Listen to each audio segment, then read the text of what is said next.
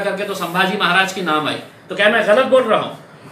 बोलिए उद्धव साहब, आप जवाब दीजिएगा। अगर इतना ही प्रेम था तो बोलना था लात मारता हूं मैं ऐसी सरकार को, नहीं चाहिए, मैं पहले कैबिनेट के अंदर ये निर्णय लूंगा करके।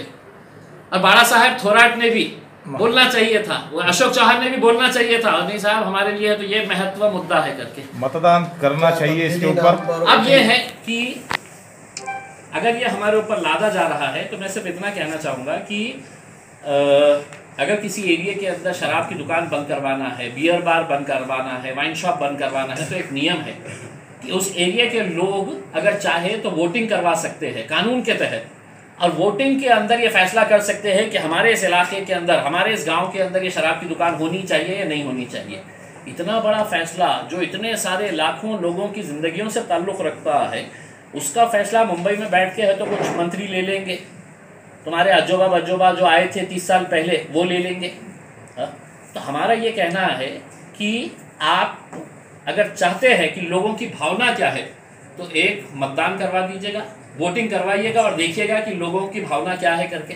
अनेक ऐसे लोग हैं अलग अलग जाति, धर्म और मज़हब के जो सोशल मीडिया के ऊपर जो पर्सनल के अंदर मैसेजेस डाल के ये कर रहे हैं कि सर ये नाम का चेंज मत होने दीजिएगा करके। ये कौन लोग हैं जो इस शहर से ताल्लुक़ रखते हैं? उनको लगता है कि मेरे आइडेंटिटी शहर के साथ जुड़ी हुई है। अगर सही लोगों की भावना, कोई डिक्टेटरशिप तो है नहीं ना, डेमोक्रेसी है, आप करवाइएगा। एक नया कानून बना के है तो इमीडिएट है तो आप वोटिंग करवाइएगा, देखिएगा। और अगर वोटिंग के अंदर अगर आ जाता है कि जन भावना ये चाहती है कि शहर का नाम बदलना चाहिए, मुफ्त नहीं करेंगे, हम पूरा सम्मान करेंगे उसका। है इस मुद्दे के ऊपर अब ये साफ हो चुका है करके। अब सिर्फ इंतजार करना है कि अशोक चौहान कब घोषणा करने वाले हैं कि मैं भी भारतीय जनता पार्टी के में जा रहा हूं करके उसमें।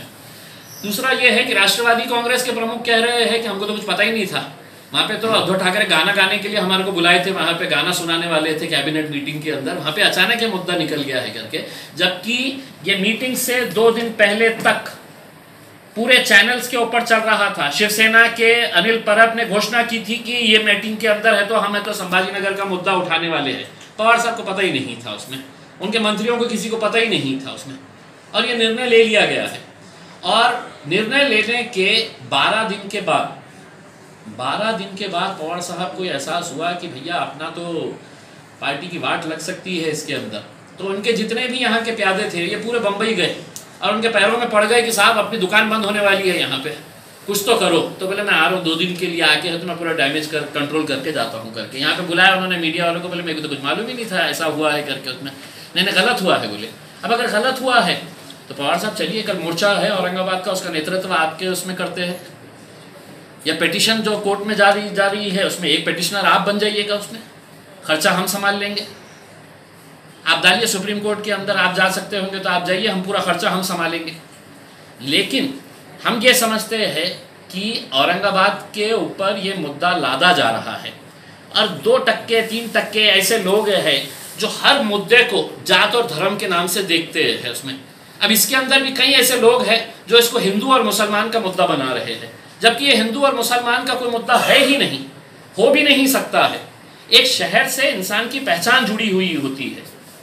अब अगर आपने नाम चेंज कर दिए तो इसके ऊपर कितना पैसा खर्च होता है, इसके अलग अलग बहुत सारे ये है। मैंने खुद ने रिसर्च किया है, बिजनेस स्टैंडर्ड के उसके अंदर ये कहा था कि अगर छोटा शहर है तो उसको अगर चेंज करना है तो कम से कम 500 करोड़ रुपये।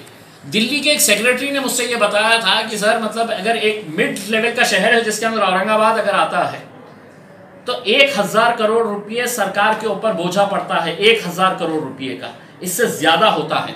और ये 1000 करोड़ कौन सा, सिर्फ गवर्नमेंट डिपार्टमेंट्स के पूरे डॉक्यूमेंट चेंज करने के लिए। मैं औरंगाबाद की आवाम से ये अपील करना चाहूँगा, आंधी आए, तूफान आए, बारिश आए, मैं तो आऊँगा, आप भी आए। क्या बात।